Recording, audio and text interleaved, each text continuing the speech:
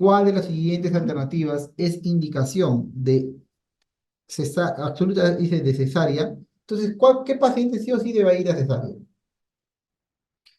Si la paciente tiene miomatosis múltiple, no es condición normal para que vaya a cesárea.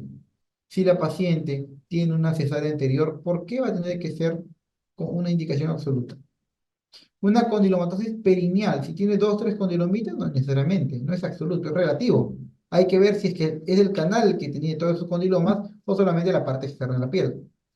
Una cesárea anterior dos veces con una macrosomía fetal me hacen dudar, porque la macrosomía fetal sí es una indicación, pero ten cuidado, porque una macrosomía debería ser aquel feto que pese más de 4 kilos 500 gramos, pero en Perú se toma como consideración a 4 kilos.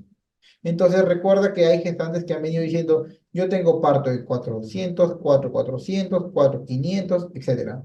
Entonces, este bebito, doctora, pesa 4 kilos 2 gramos, 4 kilos 100. Entonces, lo más probable es que salga por vía vaginal. Entonces, esta no es una contraindicación absoluta, sino es relativa.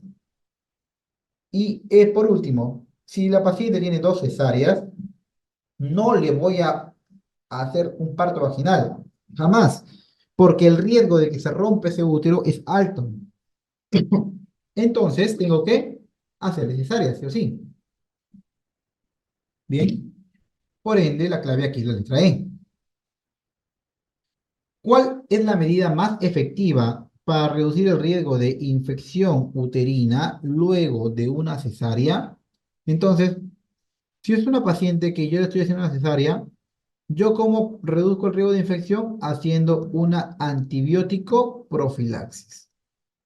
Y la antibiótico profilaxis la puedes hacer con una cefalosporina de primera generación, como por ejemplo es la cefazolina. La cefazolina se aplica 2 gramos endovenoso antes de la cirugía, 30 minutos pre-op, antes de la cirugía. Bien, y esta cefazolina de 2 gramos se va a aplicar sobre todo en pacientes normopeso o como un máximo de 120 kilogramos, porque si la paciente pesa más de 120 kilos, se le tiene que poner cefazolina 3 gramos. Bien, doctor, soy alérgico a la cefazolina. ¿Qué me pueden poner? Te pueden poner clindamicina o te pueden poner gentamicina. Gentamicina. Bien, listo. Entonces la clave, la letra E, primigesta, 38 semanas de gestación, llega a emergencia en fase activa de parto durante 5 horas, examen, frecuencia cardíaca fetal, 148, ruptura de membranas con líquido amniótico verde fluido, contracciones uterinas 1 cada 5 y 30 segundos de duración, tacto 5 menos 3, pelvis límite, ponderado fetal por ecografía 3 kilos 700. ¿Cuál es la conducta a seguir? Muy bien, una pregunta muy buena. La paciente tiene trabajo de parto, bien, pero ya hay un líquido amniótico verde fluido, lo que me está indicando de que el bebé está entrando en un estado fetal no tranquilizador probablemente, ¿no? Y aparte me dice que la paciente tiene una pelvis límite, o sea, no va a salir ese bebito probablemente por vía vaginal, a menos de que sea un bebé pequeño. Pero mira cuánto te están diciendo que pesa. Pesa 3 kilos 700. Y más aún, considerando de que la paciente tiene, o la ecografía tiene un error de 400 gramos, de más o menos 400 gramos, o sea, fácil puede pesar 4 kilos 100. Con una pelvis límite no va a dar un parto vaginal. Definitivamente no va a haber un parto vaginal. Entonces, esta paciente la tengo que llevar para cesárea. Tengo que llevarla para cesárea, sí o sí. Programar en estos momentos para cesárea. Muy bien.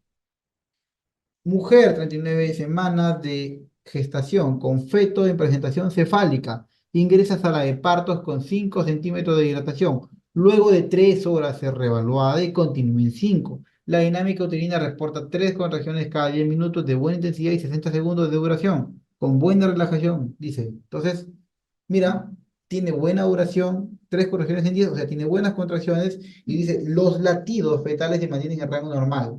Entonces, ¿qué es lo que uno tendría que hacer? Esta paciente ya tiene 3 horas de revelación, como dicen, y continúa estando básicamente en la misma dilatación, es decir, prácticamente no ha avanzado. Por ende, esta paciente, como no ha avanzado, ya tengo que tomar mi curva de acción, mi curva de acción. Bien, y en mi curva de acción, lo primero que uno tiene que hacer es saber si puede romper membranas, saber si el paciente tiene alguna prueba de bienestar en que me diga que está dando mal, si no tiene la tomo, entonces, etcétera.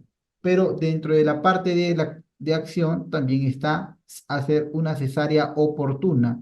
En esta paciente que estaba, literal, no estaba avanzando su dilatación, ya tiene que haber pasado para una cesárea. Gestante, 25 años, embarazo a término, feto vivo y con un ponderado fetal de 3,8 kilos. Presenta contracciones uterinas irregulares cada 3 días, ¿no? Los tactos vaginales, dice, repetidos en periodo de 6 horas demuestran que la dilatación cervical no se ha iniciado. Entonces, mira, estamos ante una paciente que tiene contracciones de vez en cuando, ya tiene 3,8 kilos. Los tactos dicen que no tiene hidratación para nada porque no hay un buen motor. Entonces, ¿qué tipo de dinámica uterina presenta? Una hipodinamia primaria, que significa que la paciente, desde que iniciaron sus contracciones, siempre han sido así, es decir, contracciones que no modifican el cuello.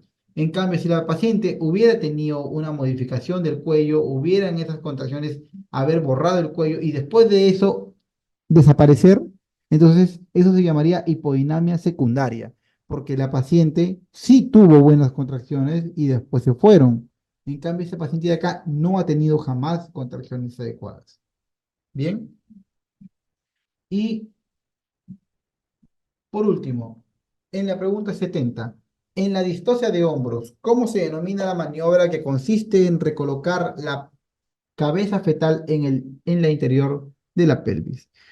Entonces, este, hay maniobras de primer nivel, de segundo nivel y de tercer nivel. Dentro de las maniobras de primer nivel, de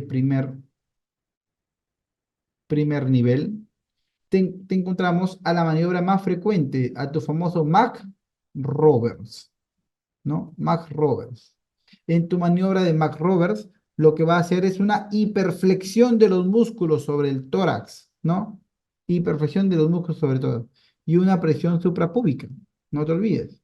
Entonces, esa es la maniobra de Mac Roberts. Con eso se apertura un buen canal y puede salir un bebito. La otra maniobra, que solamente te dice presiona en la parte púbica, es la maniobra de Masanti. La maniobra de Masanti. Esas son las dos maniobras del primer nivel. La segunda maniobra del segundo nivel, ahí tenemos a la maniobra de Buchs, o también llamada de sacacorchos, ¿no? En donde sale un hombro y el otro hombro no llega a salir porque está encajado, entonces le doy la vuelta y hago que mejor haga ese hombrito que está encajado. Bien, esa es la maniobra de Buchs. Listo. Y la tercera maniobra es la maniobra de Sabanelli, que consiste cuando el bebito se queda atrapado por los hombritos, no sale, lo vuelvas a meter al útero. Y con eso lo traslades a sala de operaciones. Con eso lo trasladas a sala de operaciones. Entonces, te preguntan por la maniobra que consiste en recolocar la cabeza fetal. ¿Cuál recoloca la cabeza fetal? La maniobra de Sabanelli. La maniobra de Sabanelli. Por ende, la clave aquí es la letra B. Muy bien. Entonces, ya hemos terminado estas 70 preguntas. Ahora vamos a pasar a una